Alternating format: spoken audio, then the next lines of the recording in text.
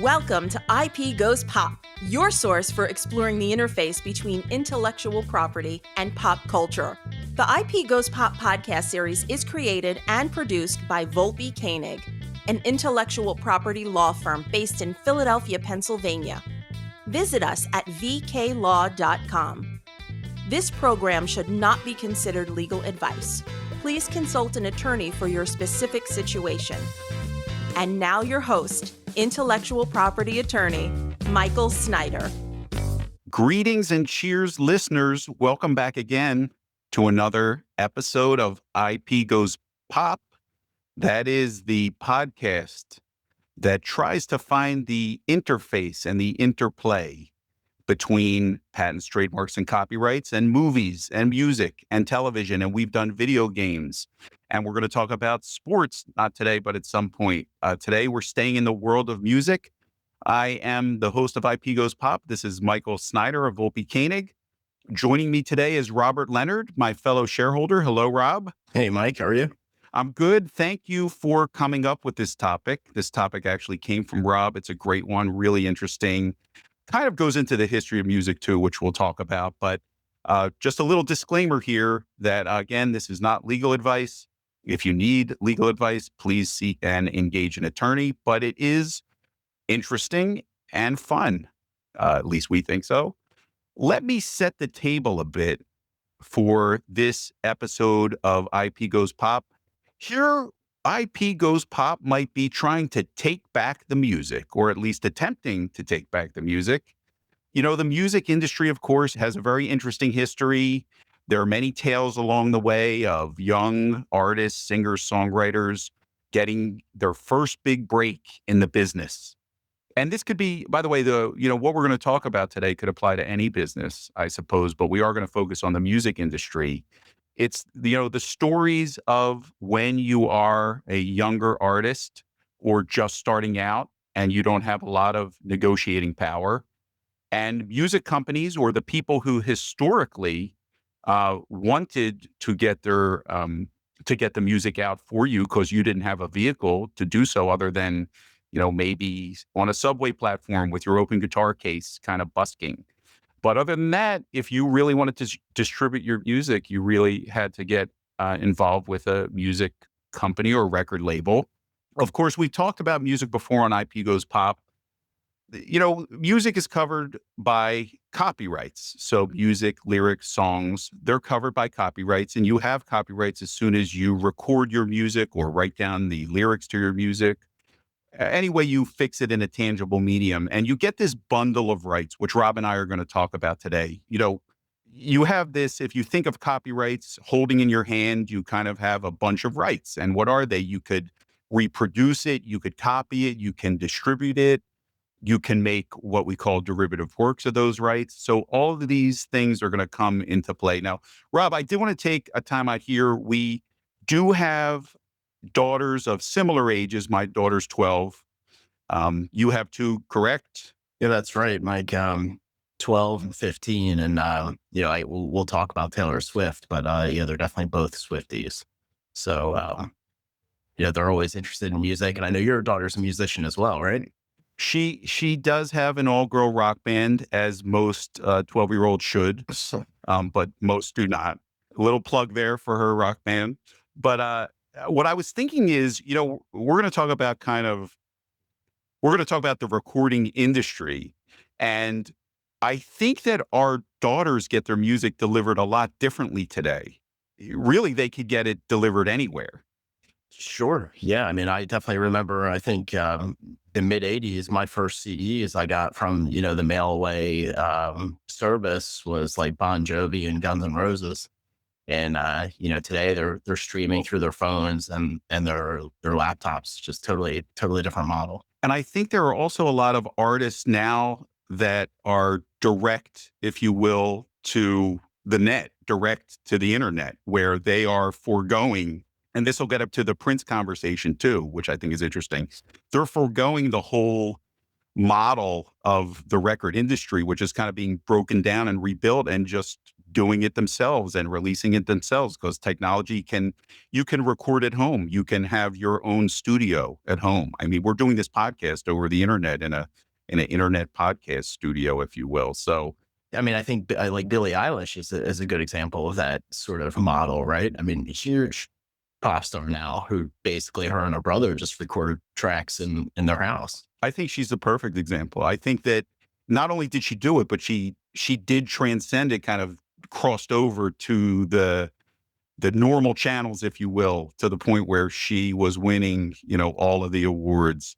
And but again, they did it themselves. She didn't have to pitch it to a record company, and in a way, she gained more power that the way she did it, in that she was already a kind of known musical quantity and probably had some more negotiating power when she went to a record company. Yeah, I agree. But I want to take this back to a time when artists perhaps didn't have negotiating power, and one type of recording that's going to essentially be a line through all our discussion today is what they call the master recording. So when an artist signs a deal with a record company, originally, often as part of that original contract, they will have to sign the rights to their masters and the right to make reproductions of their masters.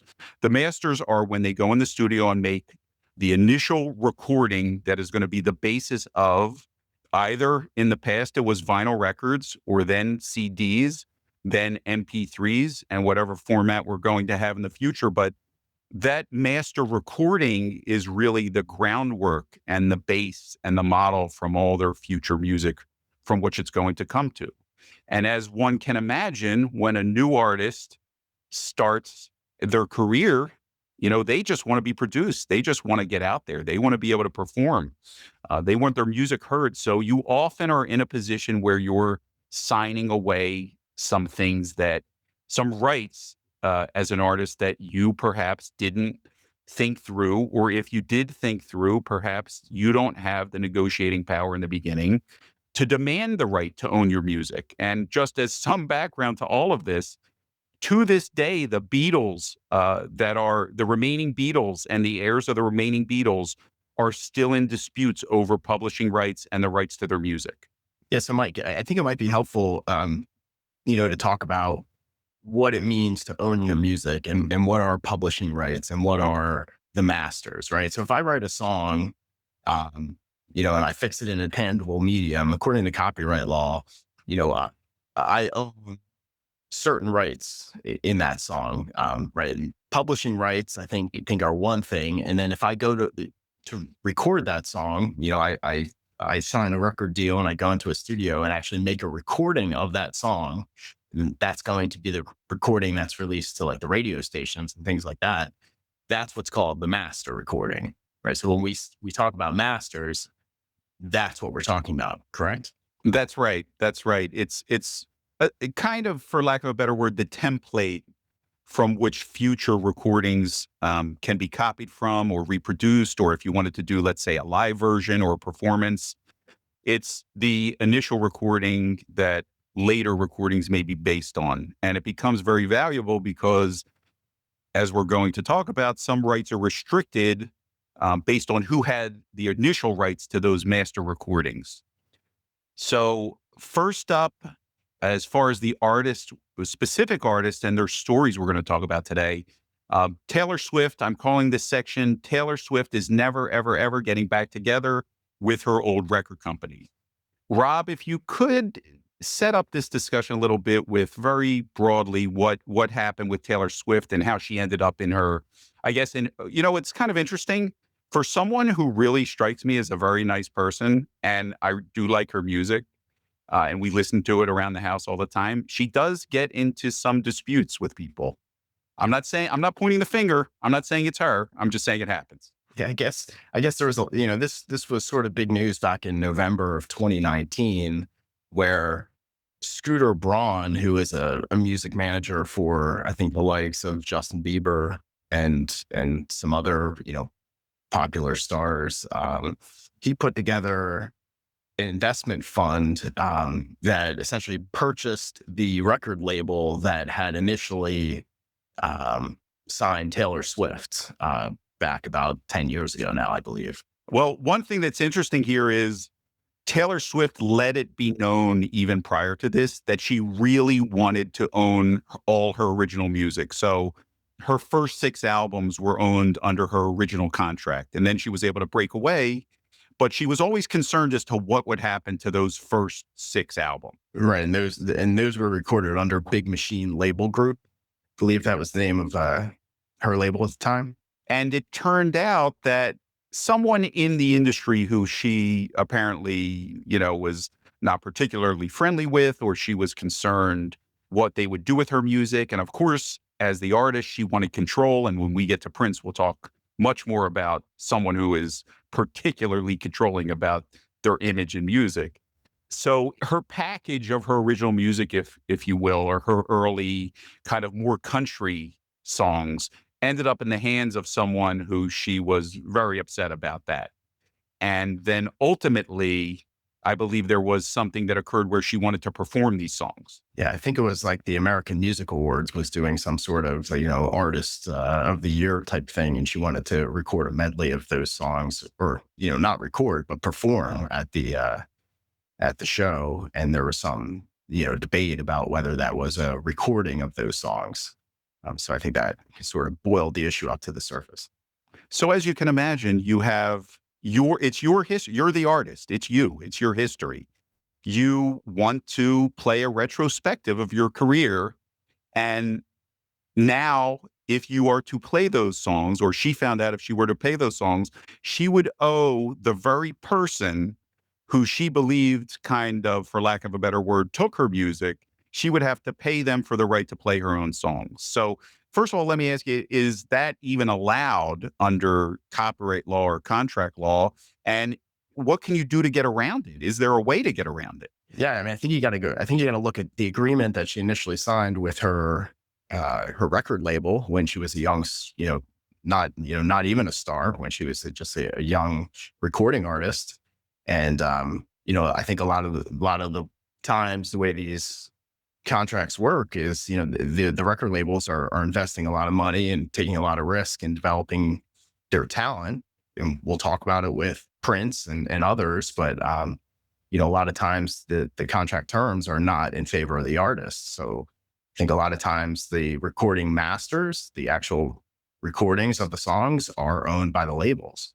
I think it's a bit of a lopsided scenario, but that's how the labels recoup their investment.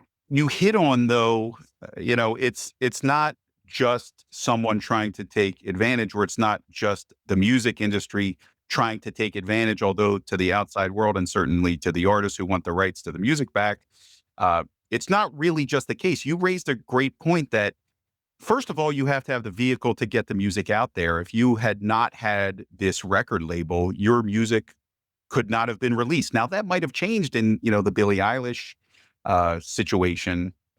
And today with the internet and even TikTok, you could have a 60-second song that is #1 in the charts, I guess, if you're a TikTok fan. But, to release actual record albums as they are historically known, you can't print them, you can't record them, you don't have the budget, you can't get them distributed, you can't get them on the radio at the time. So in exchange for that, you will have to give something up.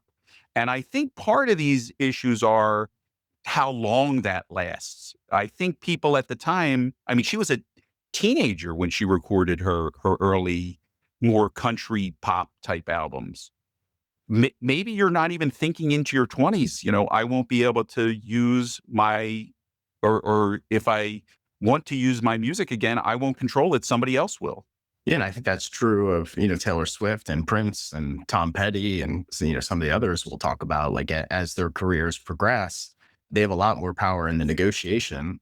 And, and then that's where we see artists like this, kind of trying to make a stand against the labels. And, I think you're right. I think it's a question of, maybe what we see going forward is not like this in perpetuity ownership of the masters. If a recording artist becomes a superstar, maybe they work over time, sort of like a license. They work over time to regain ownership of those masters. I think that's what some of these artists are really pushing for. And, that sort of changes the whole landscape of the recording industry. So ultimately, in Taylor Swift's situation for the music that we're talking about, she was going to perform, I believe it was at the AMAs. There was the issue of whether she would even be allowed to perform them because that's the performance right of the bundle of rights of copyright. And she took to social media. She took to social media to kind of help her to gain momentum, if you will. I know ultimately, I'm not sure what deal was cut. Of course, that was all behind closed doors, but ultimately she was able to perform the hits that she wanted to perform. And I think there was a lot of backlash. And I think that's another vehicle that artists formerly did not have, which is you could go right to the public now. And with I mean, Taylor Swift has millions of followers on Twitter alone and Instagram. With one posting, she can turn the entire public against you, which I think is different now. Yeah, I totally agree. Millions of, as I said, Swifties, become angry with Scooter Braun and others, and it's just a bad look. It's a bad look for the labels, and kind of similar to the idea of, and if we get to it, I think we'll get to it. We'll talk about Tom Petty and where his issues were with raising the price of records and CDs. And you have a direct channel to your fans. It totally changes the conversation. So Taylor Swift had threatened to re-record all her songs to avoid her earlier record deal. And interestingly enough, there are bands that will re-record their greatest hits. So let's say they lose a member. So this happened with Journey. Journey split ways, the band Journey of Don't Stop Believing for music and Glee fans, split ways with their lead singer, Steve Perry, and re-recorded their greatest hits. And if you say, Alexa, play Journey's greatest hits, you will notice it's a different voice. If you have the ear for Journey, you will notice it's actually the new singer and they re-recorded it. I wonder if they did that somehow to avoid a prior contract, perhaps with him. Yeah. And I think actually, Mike, the idea of having social media and being able to communicate with your fans kind of plays into the re-recording, right? Because if you've purchased music, which, I guess people still do that, you're not going to be likely to repurchase a re-recording just so one of these artists kind of gets it over on their old record label that they're not happy with anymore. But, the artist being able to kind of communicate directly to fans, I think makes the re-recording threat to the labels have a little bit more edge to it, because they can communicate with their fans and they can plead their case, and maybe the fans will look for those newer masters that are released. And as everyone who knows greatest hits packages, you always have the greatest hits and then one or two bonus tracks. So that's a way they can tempt you into updating your catalog. And I will say, there's certain records, well, they're not records anymore, but certain albums that I have in 4 different formats. So it certainly worked on me. But let's talk about Prince a little bit.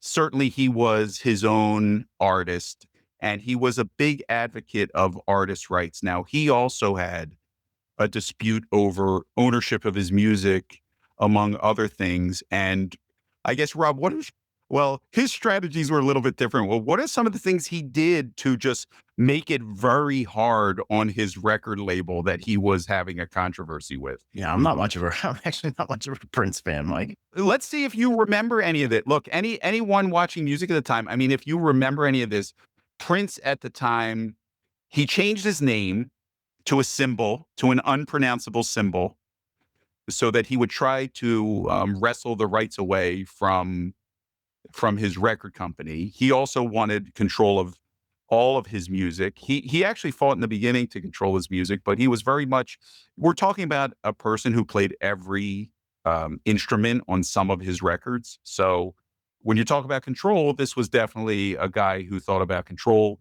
He was in a similar dispute with Warner Brothers that Taylor Swift is in now. They kept the lines of communication open. and ultimately did work it out. In fact, he did get certain rights back and then licensed them back to Warner Brothers. But one thing he did was he was one of the first who set up an internet download. This is before iTunes. This is before any of, I'm trying to think of the former names of some of the companies that had tried to do Napster tried a subscription service. Right, right. So he actually had just at his own website, you could download music directly. And at the time he said that he could make more from 100,000 direct downloads than selling 1 million records. Now, I don't know if that's true, and we can't ask him, unfortunately, but that is one of the arguments toward the a new model of record distribution. But he certainly made, I mean, he wouldn't perform certain songs. He stopped performing certain songs. He really went out of his way that no royalties would flow back through his original agreement. So if you are ornery enough, for lack of a better word, or willing to put up the fight, and speaking of fight, let's go to Tom Petty, famous for the song "I Won't Back Down," which actually is a good theme for some of his contract disputes as well. Now, how about Tom Petty, Rob? Fan of Tom Petty? Know a little bit more about Tom Petty? Yeah, I'm definitely a fan. Definitely a fan. So Tom Petty also, I mean, he did have an issue with his contracts. He also had another dispute, which was about pricing. And he actually was one of the holdouts on behalf of fans to not raise the price of his records.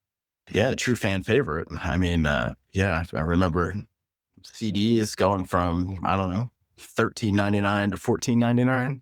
Which is at the time it was, I remember as a teen, concert tickets were expensive. If you're going to get a record that goes up that much at your local Sam Goody, I date myself on every podcast. I really need to stop. I think it was a $1 price increase. And on the concert tickets too. I think he capped the concert tickets. I think that was another dispute he had with his label. So I guess on the artist side, you really have to be willing. You're risking your career.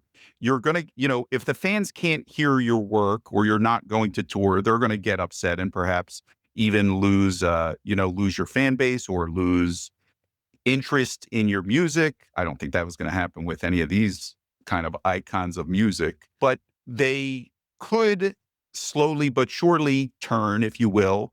You could, I'm sure that they try to color these, the artists as being holdouts or being, you get a reputation of being difficult and then people don't want to work with you.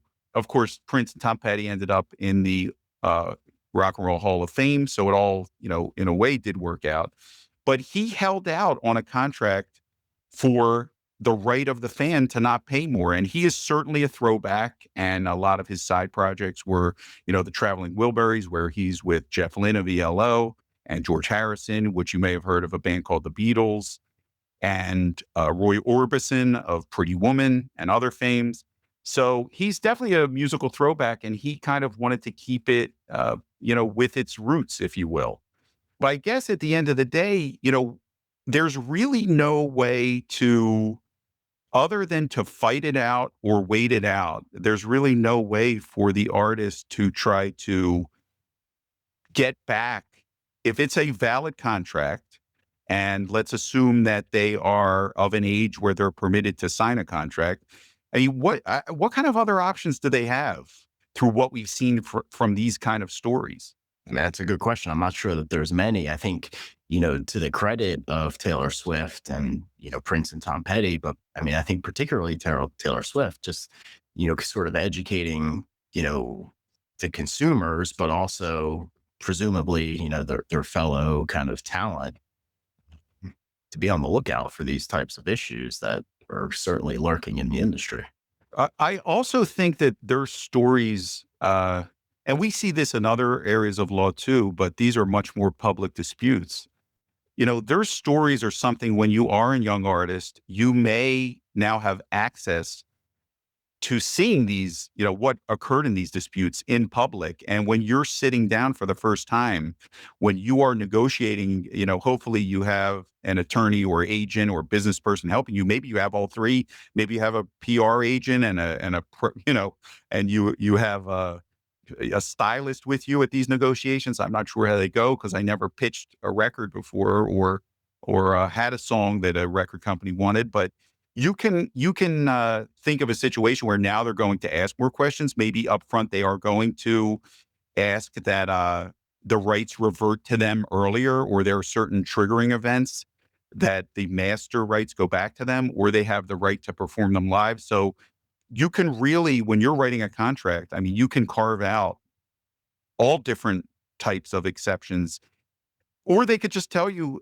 maybe we're not the label for you. Maybe, I mean, there's two people who are negotiating a contract can either, get in business together or not get in business together. Yeah, I mean, I think even just discussion of some of the terms and what they mean, like,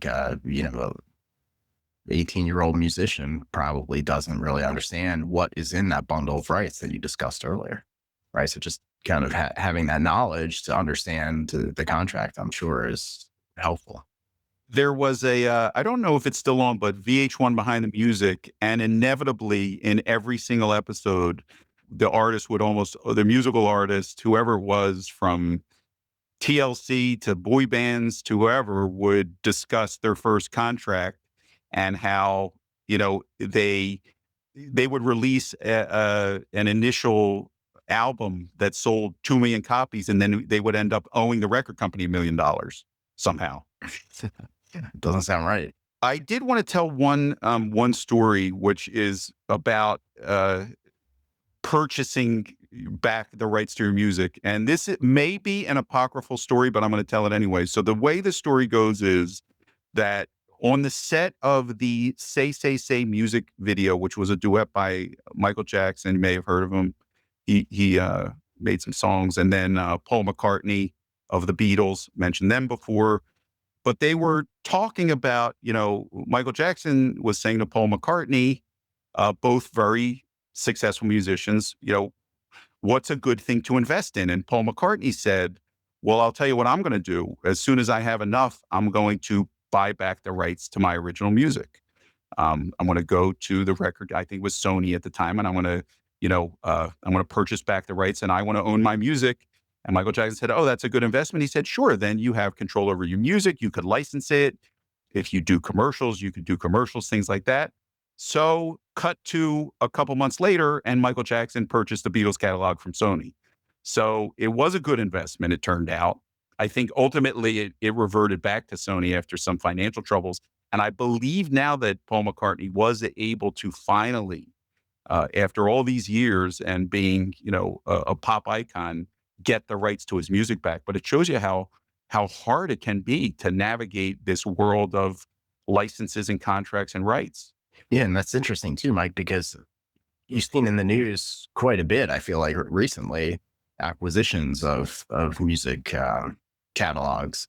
And I think investment companies look at this certainly, for household type names like the Beatles, like Prince, and it's a constant sort of guaranteed revenue stream for the companies owning those catalogs. So I definitely, you've seen a lot of activity in the exchange of those rights recently. Yes, I did just see that. In fact, I believe that a few artists were looking at how the industry is changing, and they are kind of selling out their rights to their entire catalog, right now as kind of a bulk sum, while there is still a value to it before the industry changes even more so. That's interesting, and maybe something we'll pick up on another episode. Right. It was Bob Dylan, I think, right? Most recently, I think sold his catalog for $300 million. There's a saying, as Bob Dylan goes, so goes music. I don't know if that's a saying, I'm going to be honest, but it could be a saying. It is now.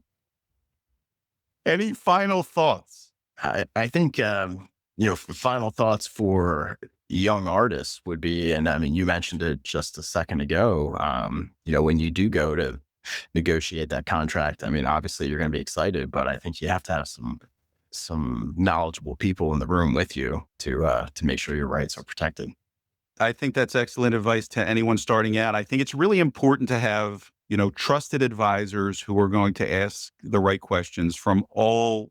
There's so many different directions now. There's the legal side, there's the business side, there's the accounting side, financial. There also is the image side. You don't want to be convinced to do something that you don't want to do that you'll later regret, or have an image that it's going to be hard to escape from. Although people seem to change more of their images these days.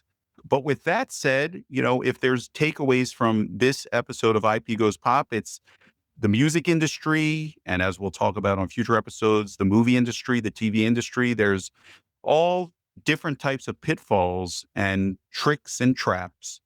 Some of those have to do with intellectual property, and really everything we talked about today is based on copyrights.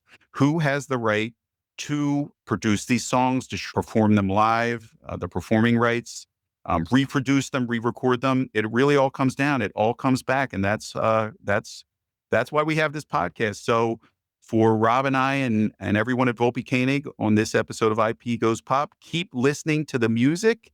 Keep thinking about intellectual property. We will see you next time. Thanks for listening. The IP Goes Pop podcast series is created and produced by Volpe Koenig, an intellectual property law firm based in Philadelphia, Pennsylvania. Visit us at vklaw.com.